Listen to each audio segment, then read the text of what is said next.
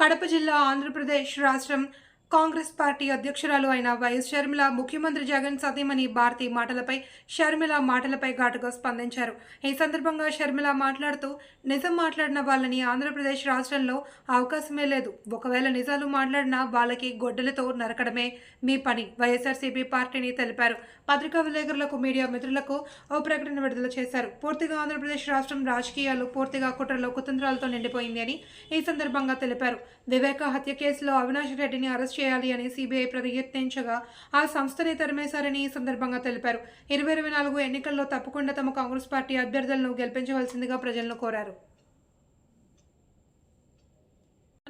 వాళ్ళే అధికారంలో ఉండాలి, వాళ్ళే గొడ్డలి తీసుకొని అందరినీ వాళ్ళకి అగెయిన్స్ట్ గా ఉన్న వాళ్ళందరినీ నరికేయాలి, వాళ్ళే సింగిల్ ప్లేయర్ గా ఉండాలి. ఇదేనా భారతి గారి స్ట్రాటజీ? ఇదేనా? అంతే కదా, గొడ్డలితో మిగతా వాళ్ళందరినీ నరికేయండి, మీరే సింగిల్ ప్లేయర్ గా ఉంటారు. అప్పుడు ఊరు దాటిపోవడానికి ఇక ఓటమిని ఒప్పుకునే పరిస్థితికి వచ్చి పాస్పోర్ట్లు కూడా తయారు చేసుకుంటున్నారు.